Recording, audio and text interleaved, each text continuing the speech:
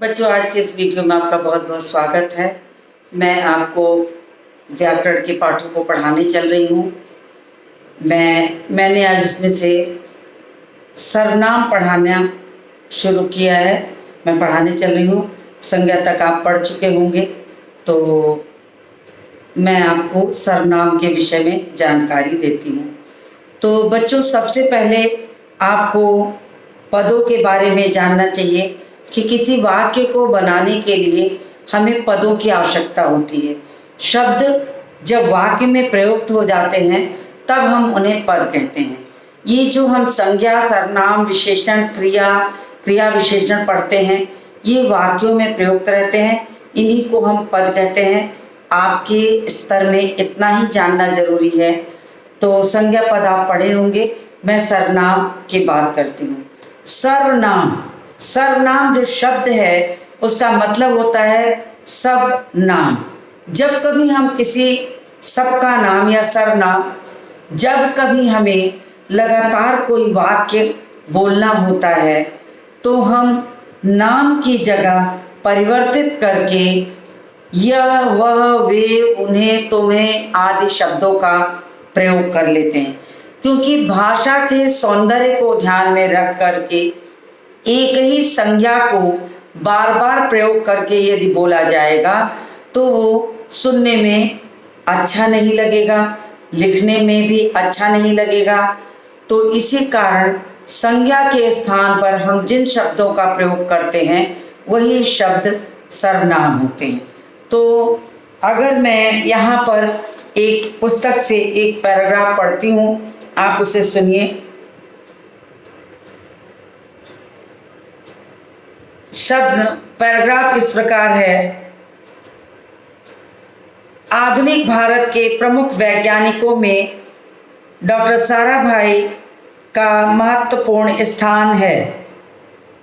Doctor Vikram Sarabhai बहुमुखी प्रतिभा के व्यक्ति थे। डॉक्टर विक्रम साराभाई उच्च कोटि के वैज्ञानिक थे और डॉक्टर साराभाई कुशल प्रशासक थे। डॉक्टर साराभाई प्रौद्योगिकी और शिक्षा के क्षेत्र में भी महत्वपूर्ण कार्य किए। अब यहाँ पर हर वाक्य के पहले विक्रम साराभाई या डॉक्टर साराभाई अगर हम बार बार कहते हैं तो हम चाहें तो उसकी जगह किसी अन्य शब्द का भी प्रयोग कर सकते हैं। जैसे अगर हम ये कहें कि आधुनिक भारत के प्रमुख वैज्ञानिकों में डॉक्टर विक्रम साराभाई का महत्वपूर्ण स्थान था। वे बहुमुखी प्रतिभा के धनी थे। अब हमने नाम को पुनः न लेके वे कह दिया। वे उच्च कोटि के वैज्ञानिक और कुशल प्रशासक थे। उन्होंने प्रौद्योगिकी की शिक्षा भी क्षेत्र में भी बहुत नाम कमाया। तो यहाँ पर हमने एक बार नाम लेकर और बाकी हर जगह हमने उन्हें, उन्होंने, वे आदि शब्दों का प्रयोग किए हैं। तो अर्थात परिभाषा स्वतः स्पष्ट हो जा रही है कि संज्ञा के स्थान पर प्रयोग किए जाने वाले शब्दों को हम सर्वनाम कहते हैं। तो बच्चों, मैंने तो ये आपको बोलचाल की भाषा में बताया। अब मैं यहाँ पर उसकी परिभाषा लिख देती हूँ ताकि आप उसे अपनी कॉपी पर लिख लीजिए या आपको पढ़ने में अच्छे से आसानी होगी।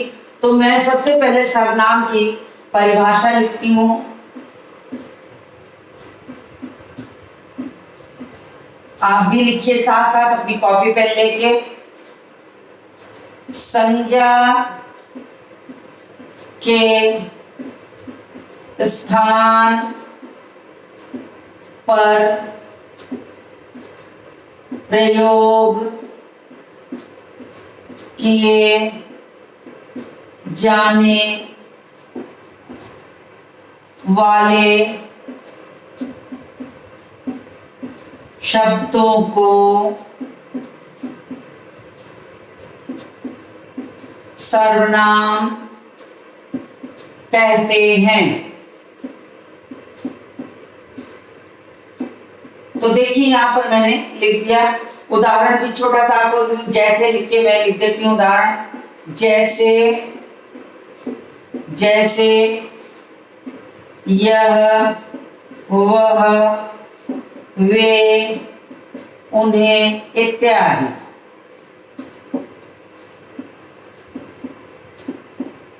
तो मैंने आपको उदाहरण भी दे दिया और परिभाषा भी दे दी, तो आप इसको उतारते चलिए, आपको अच्छे से याद हो जाना चाहिए, कोई दिक्कत नहीं आनी चाहिए आपको, तो आप इसको उतारते चलिए। उसके बाद मैं भेदों पर आ जाऊंगी, सर्वनाम के भेद आपको पढ़ाऊंगी।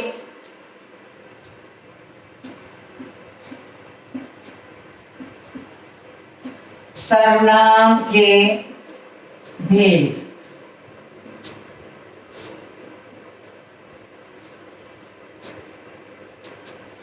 अब सर्वनाम के भेदों की बात करें तो बच्चों, सर्वनाम के भेद संख्या में ज्यादा हैं।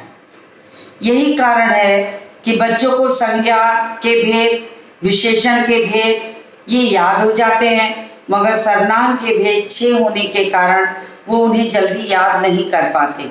तो मैं यहाँ लिखती चलती हूँ कि सर्वनाम के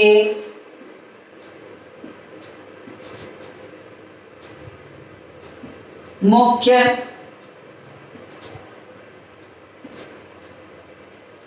छह भेद हैं।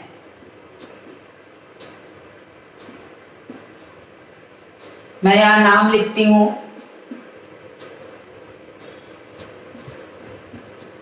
पुरुषवाचक सर्वनाम,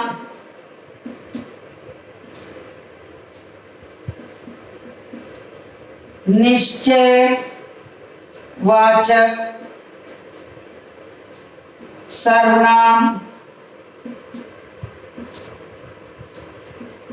अनिश्चयवाचक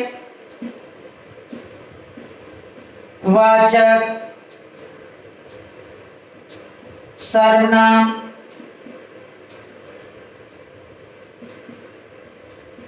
प्रश्नवाचक सर्वनाम,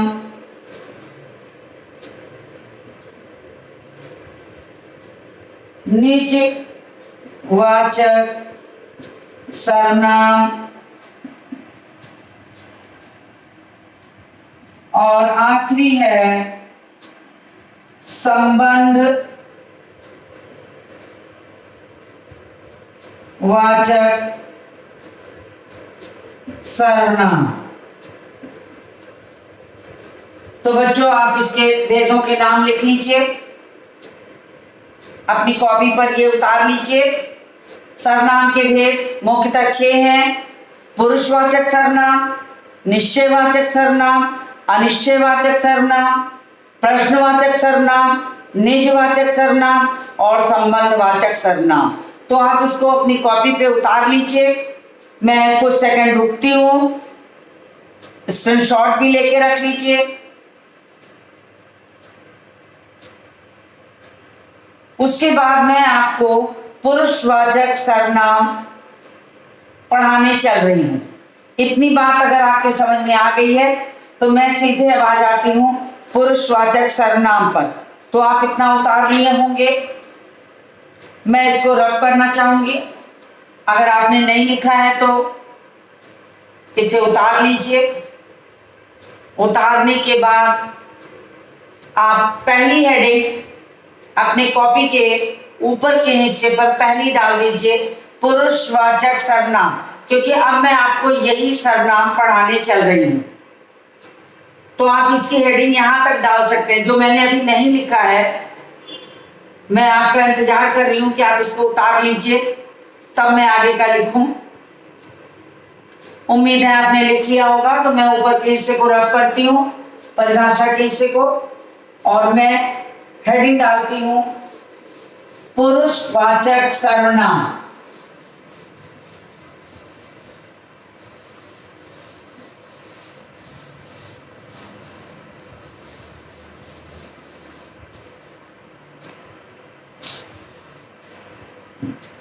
पहली हेडिंग डालिए,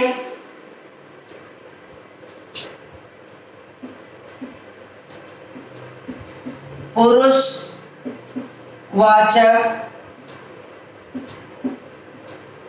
सर्वनाम।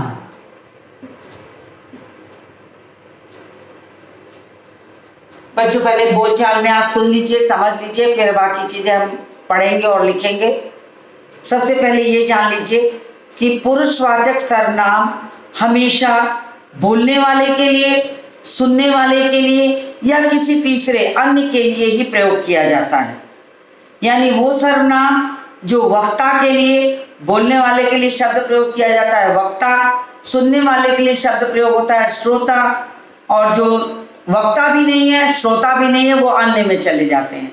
तो पुरुषवाचक सर्वनाम हमेशा वक्ता के लिए, श्रोता के लिए और किसी अन्य के लिए ही प्रयोग किया जाता है, तो उसे हम पुरुषवाचक सर्वनाम कहते हैं। इतना आप अगर जानेंगे तो आप अच्छी तरह से इसको समझ पाएंगे। तो मैं यहाँ भी रब कर देती हूँ, क्योंकि पुरुषवाचक सर्वनाम के लिए समझाना जरूरी है, मैं उसको यहाँ लिख के समझाऊंगी। तो मैंने इसे रब कर दिया है, आपने इसको उतार लिया होगा। तो कुछ भी समझाने के पहले मैं इसकी परिभाषा लिख दूं कि पुरुषवाचक सर्वनाम वह सर्वनाम है जो वक्ता, श्रोता और किसी अन्य के लिए प्रयोग किया जाता है। पुरुषवाचक सर्वनाम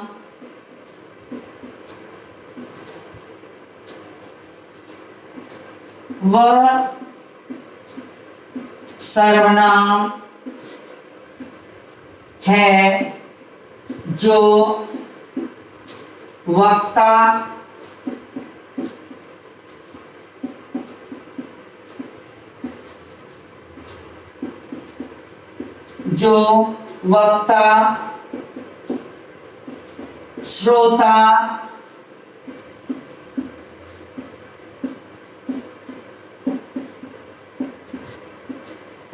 जो वक्ता, श्रोता या अन्य के लिए प्रयोग किया जाता है।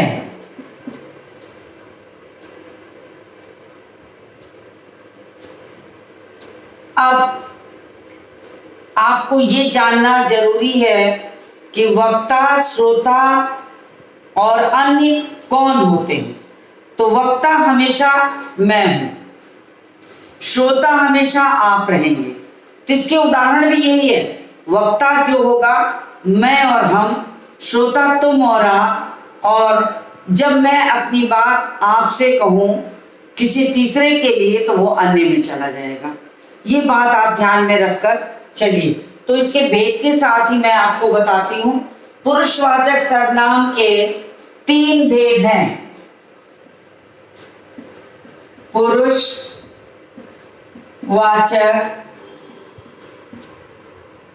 सर्वनाम के 3 भेद हैं। पहला उत्तम पुरुष, दूसरा मध्यम पुरुष और तीसरा अन्य पुरुष।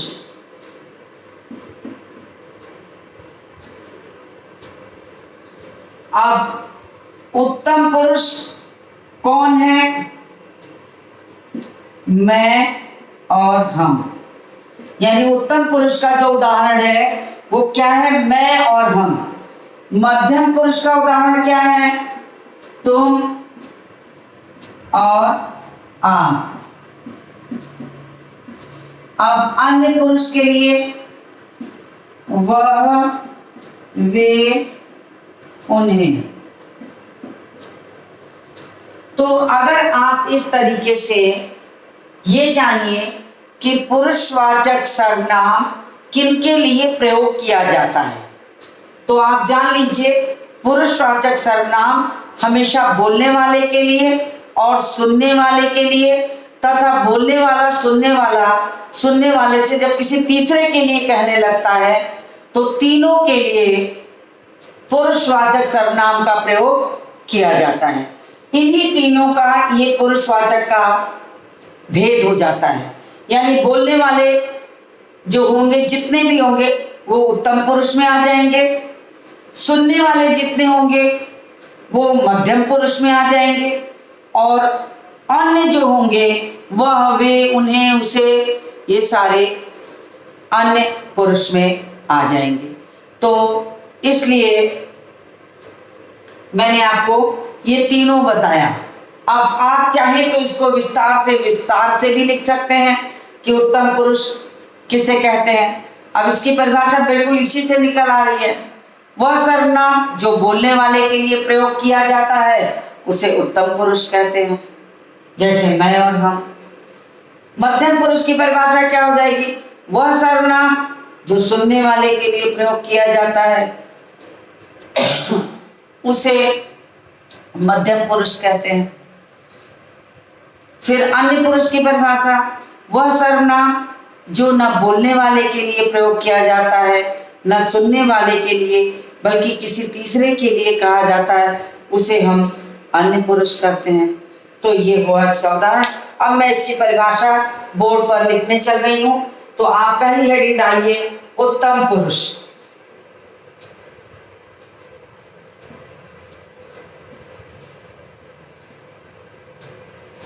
पहली हेडिंग हुई आपकी उत्तम पुरुष। इसकी परिभाषा लिखिए, वह सर्वनाम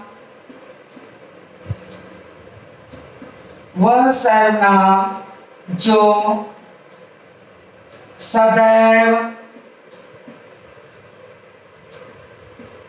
बोलने वाले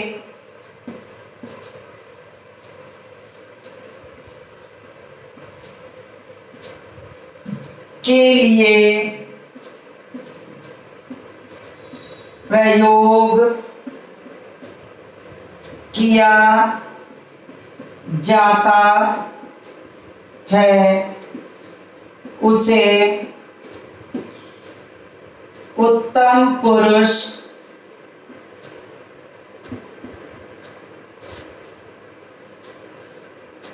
कहते हैं। जैसे मैं या हम। जो मैंने यहाँ लिखा है बस उसी को मैं यहाँ परिभाषा के रूप में लिख रही हूँ। आप सुन के भी अगर इसको आप देख लेंगे और इसको चार्ट की तरह बना लेंगे तो आपको परिभाषा याद करने की जरूरत ही नहीं पड़ेगी, वो आप स्वतः याद कर लेंगे। तो मुझे उम्मीद है कि इतनी चीजें आपने लिख ली होंगी, और अगर नहीं लिखा है तो उसे आप लिख लीजिए और साथ में एक स्क्रीनशॉट भी लेके रख लीजिए, ताकि आपका छूटा हुआ चीज जो हो वो आप स्क्रीनशॉट से भी पूरा कर सकते हैं अपनी कॉपी में। अपनी व्याकरण की कॉपी में सब चीजें आप लिखते चलिए।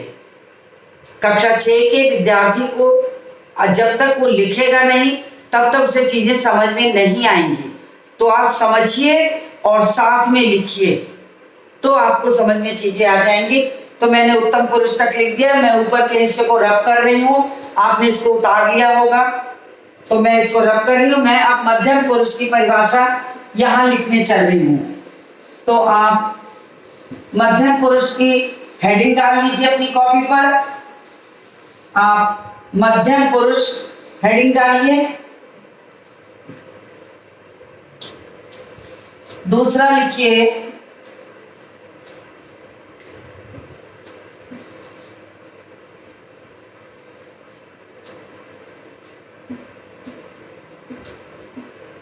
मध्यम पुरुष।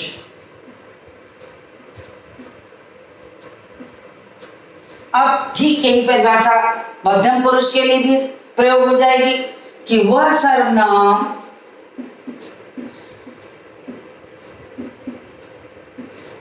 शब्द जो सदैव सुनने वाले के लिए प्रयोग किया जाता है उसे मध्यम पुरुष सर्वनाम कहते हैं। जैसे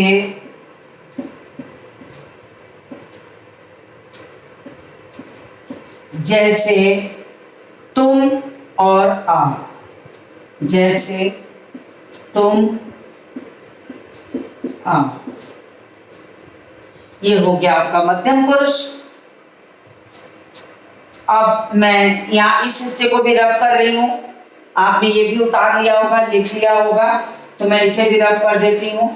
और आप अपने इसी के साथ अपनी कॉपी पर हेडिंग डालिए अन्य पुरुष। तीसरी हेडिंग डालिए अन्य पुरुष।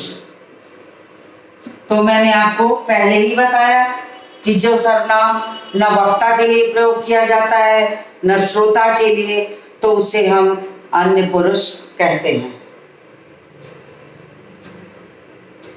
तो मैं इसकी परिभाषा यहां लिखने चल रही हूं। वह सर्वनाम शब्द जो न तो वक्ता के लिए और न ही श्रोता के लिए प्रयोग होता है, बल्कि यह सर्वनाम शब्द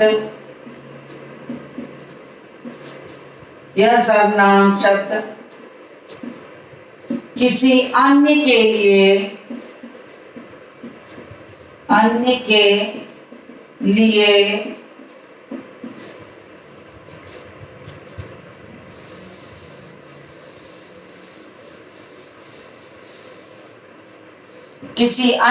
लिए प्रयोग किया जाता है।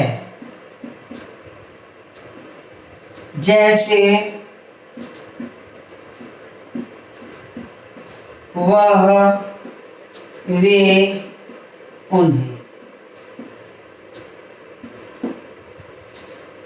तो देखिए, मैंने आपको पुरुषवाचक सर्वनाम बताया, उसके भेद बताए, उसकी परिभाषा लिखवाई, साथ ही साथ उदाहरण भी लिखवाया। तो इतनी चीज आपने लिख ली होगी।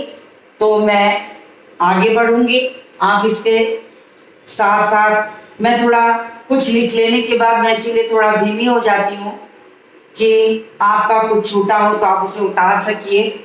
मैं तब तक हेडिंग डालती हूँ निश्चयवाचक सर्वनाम की, जो सर्वनाम का दूसरा भेद है। पहला भेद के ये उपभेद हुए, पहला भेद पुरुषवाचक सर्वनाम के ये तीनों उपभेद हुए। अब मैं दूसरा सर्वनाम का भेद लिखती हूँ।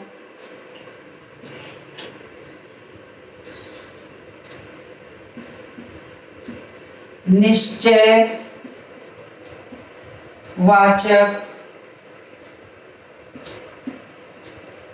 सर्वनाम।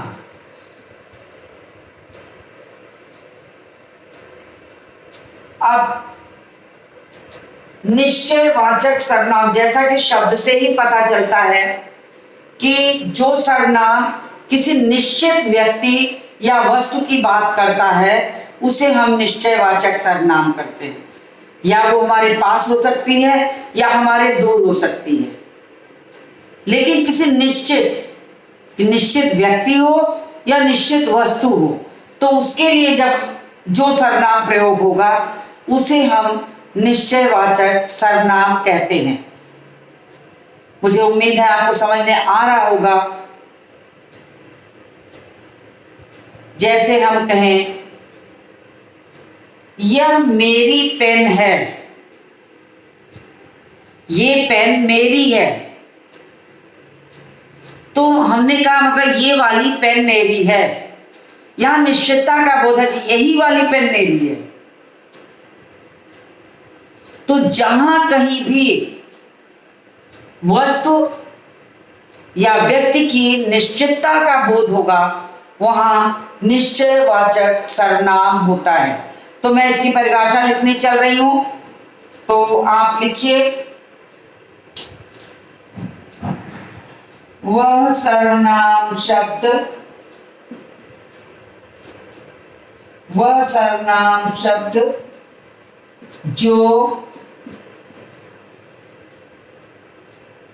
जो किसी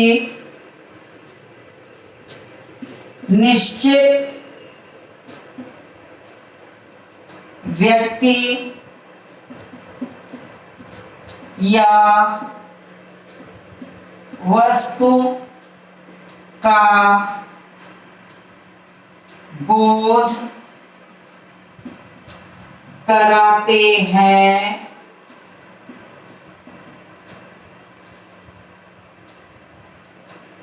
उसे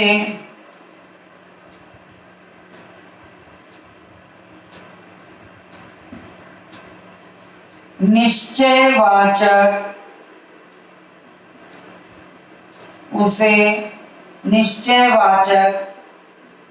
सर्वनाम कहते हैं।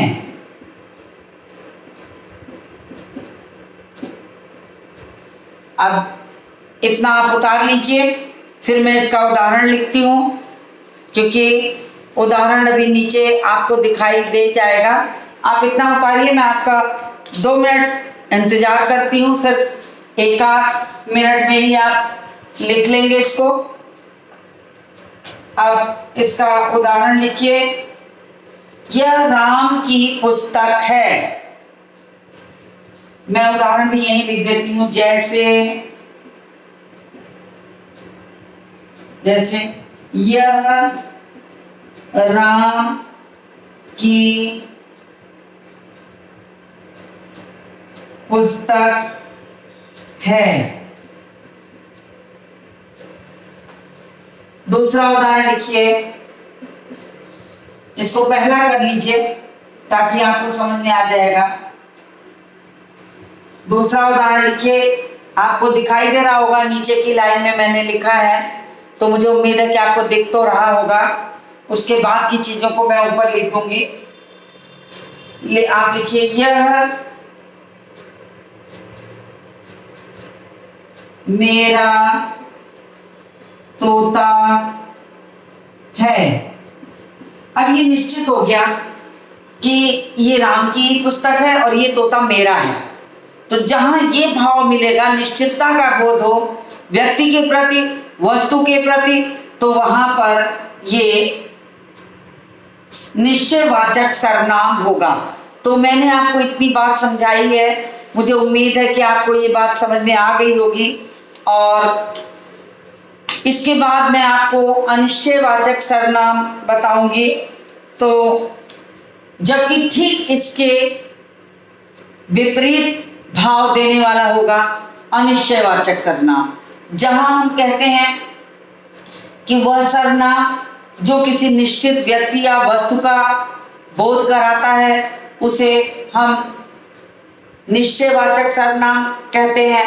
तो ठीक इसी तरीके से अनिश्चयवाचक की जो परिभाषा होगी इसकी ठीक विपरीत होगी कि वह सर्वनाम शब्द जो किसी निश्चित व्यक्ति या वस्तु का बोध नहीं कराता है, यानी जिस सर्वनाम शब्द से निश्चित व्यक्ति या वस्तु का पता न चलता हो उसे हम अनिश्चयवाचक सर्वनाम कहते हैं। तो परिभाषा याद करना बहुत आसान है अगर आप परिभाषा को समझ लेंगे। एक परिभाषा से दूसरी परिभाषा स्वतः समझ में आ जाएगी।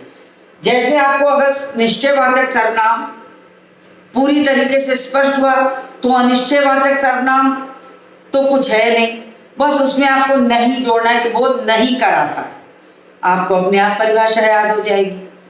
तो व्याकरण को स्पष्ट रूप से समझने की कोशिश करिए। पुस्तकों से पढ़कर लिखी हुई चीज को रटकर आप अगर व्याकरण को चाहेंगे कि अच्छी तरह रट ले तो आप भूल जाएंगे। अगर आप समझ लेंगे तो आप अपने आप उसकी परिभाषा स्वतः बना के लिख सकते हैं।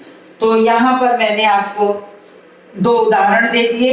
यह मेरा तोता है, यानी ये मेरा भी जोड़ दे रहे हैं, यह मेरा तोता है, यानी ये तोता जो है वो मेरा है। तो यहाँ निश्चितता का बोध हो गया, किसी तोते के लिए कहा जा रहा है कि ये मेरा है। उसी तरह पुस्तक के लिए कहा जा रहा है कि ये पुस्तक राम की है। तो इतनी बातें आपको समझ में आई होंगी। तो मैं इसके बाद का मैंने आपको सर्वनाम की परिभाषा बता दी, सर्वनाम के भेद बता दिए, और सर्वनाम के भेदों को अगर आप नहीं रट पाते हैं तो सबसे आसान तरीका याद करिए कि आप अपनी उंगली पर इसे रटना शुरू करिए। और उंगली के सहारे जब रटेंगे तो ऐसे रटिए, पुरुष निश्चय अनिश्चय प्रश्न निस्संबंध। मैं प्रायः सभी छोटे क्लास के जो बच्चे होते हैं उनको मुझे ये पता होता है, जितनी बार मैं पढ़ाती हूँ मुझे पता होता है कि इन बच्चों को सर्वनाम के भेद नहीं याद होते। तो उसके लिए बहुत आसान सी टेक्निक बनाइए, अपनी 5-6 उंगलियां निकालिए और 6 उंगली में इस उंगली से आप गिनना शुरू करिए, यहाँ से शुरू करिए और कैसे कहिए, पुरुष निश्चय अनिश्चय प्रश्न निज संबंध। देखिए 6 अपने आप आपको याद भी हो जाएंगे। या और आप भूलना चाहते हैं तो आप उंगलियों को एक बंद कर लीजिए, फिर एक एक खोलिए, पुरुष निश्चय अनिश्चय प्रश्न निज संबंध। तो और सबके साथ आप वाचक लगाइए और सर्वनाम लगा दीजिए, आपको अपने आप याद हो जाएगा। 3 से 4 बार अगर आप इसको लगातार बोलेंगे, पुरुष निश्चय अनिश्चय प्रश्न निज संबंध, तो आपको ये भेद स्वतः याद हो जाएगा। फिर आपको कभी जीवन भर नहीं भूलेगा इसका भेद, और न किसी को रटाने की जरूरत है, न क्रम बिगड़ेगा, वो सारी चीजें आपको याद हो जाएंगी। तो मुझे उम्मीद है कि इतनी बातें आपको समझ में आ गई होंगी। ग्रामर है तो आप इसको कॉपी पे लिख भी लीजिए और साथ ही साथ इसको इस वीडियो को बार बार देखिए। व्याकरण कहानी पर आधारित अगर कोई पाठ होता है तो बच्चे उसे आसानी से समझ लेते हैं, लेकिन व्याकरण में उनकी रुचि नहीं जगती। तो आप अगर वीडियो को बार बार देखेंगे तो रुचि भी जगेगी और आपको सुनते सुनते वो चीजें अपने आप याद हो जाएंगी। फिर आपको उसे किसी को रटाने की जरूरत नहीं होगी। तो आप वीडियो भी बार बार देखिए, अपनी कॉपी पर याद हो जाए तो उसे लिखिए भी। तो दोनों काम आपको करना है। तो मुझे उम्मीद है कि आज मैंने आपको सर्वनाम के दूसरे भेद तक की पढ़ाई करा दी है, निश्चयवाचक सर्वनाम। अब मैं इसके शेष भाग को अगले वीडियो में अनिश्चयवाचक से संबंधवाचक तक के भेद को अगले वीडियो में आपको पढ़ाऊंगी। तो आप उस वीडियो को भी देखना बिल्कुल ना भूलिएगा, क्योंकि इसका शेष भाग है, तभी आपको पूरा सर्वनाम समझ में आएगा। तो मैं इस वीडियो को यहीं अंत करती हूँ और आपको अगले वीडियो में फिर सर्वनाम के शेष भाग को लेकर मिलती हूँ आपसे अगले वीडियो में।